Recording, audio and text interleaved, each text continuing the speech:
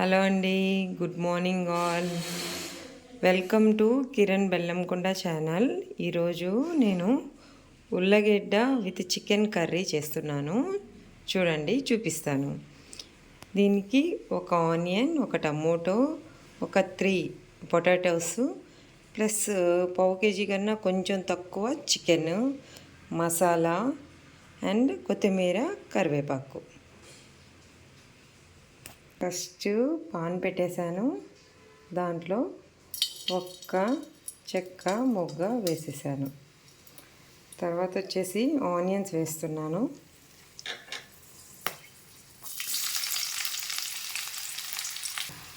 ఇది deep fry అయ్యేదాకా మనం ఇట్లా వేయించుకోవాలి.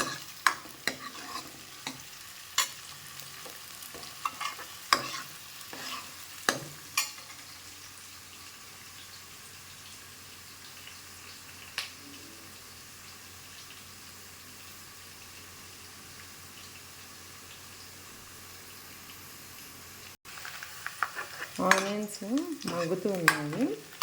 ఈ లోపల టమోటాలు కూడా వేసేద్దాం.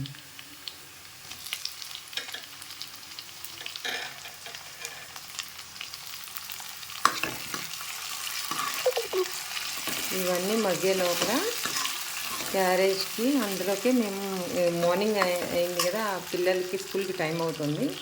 ఇప్పుడు కుక్కర్లో రైస్ పెట్టేసేసి మీకు మళ్ళీ వస్తాను. లోపల టమోటో రైస్ పెట్టేస్తున్నాను. టమోటో మగ్గే లోపల లిడ్ క్లోజ్ చేసి స్విచ్ ఆన్ చేస్తున్నాను.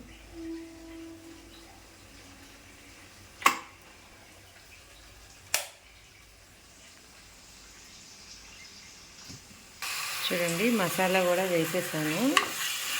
అదేమో ఎగుతూ ఉంది.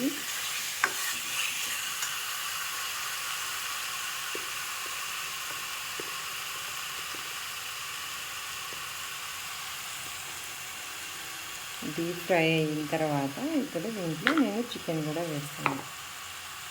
ఈ మసాలాలోనే కొంచెం కారం, ఒక 3 స్పూన్స్ దీంతో వేస్తున్నాను. ఆల్రెడీ మొగ్గ వేస్తున్నాను కాబట్టి కొంచెం కారంగా, పిల్లలు కొంచెం కారం తక్కువ తింటారనమాట, అందుకని.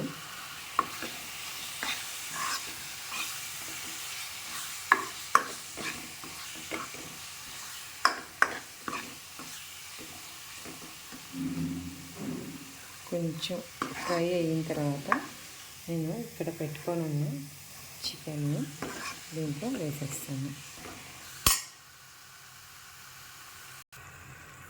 చికెన్ కూడా వేసాను.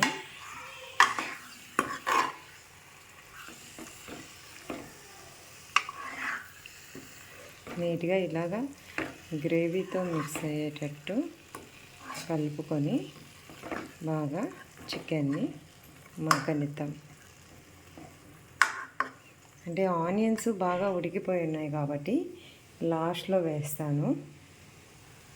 ఫస్ట్ ఈ గ్రేవీకి, చికెన్కి బాగా మిక్స్ అవ్వాలి. ఈ లోపల రైస్ కూడా ఉడుకుతుంది. మా హస్బెండ్ వడల పిండి ఉంటే దాంట్లోకి కొత్తిమీర, పచ్చిమిర్చి, ఆనియన్ తరుగుతున్నారు. ఈ లోపల వడలు కావాలంట. చూడండి, ఉల్లగడ్డలు కూడా వేసాను. కొంచెం ఒక హాఫ్ గ్లాస్, 3/4 గ్లాస్ అట్లా వాటర్ పోసాను. బాగా చిక్కబడిన తర్వాత చికెన్ మసాలా, గరం మసాలా కొద్దిగా హాఫ్ స్పూన్ వేస్తాను. హాఫ్ స్పూన్ వేసి కొత్తిమీర, కరివేపాకు వేసి తింపేస్తాను. చికెన్ కూడా బాగా ఉడికింది. టిఫిన్కి పులిహోర కూడా కలిపాను.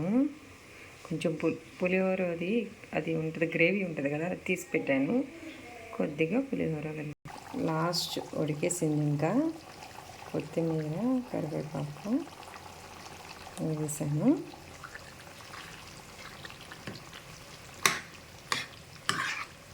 ఇంకా ఒక 2 minutes అట్లా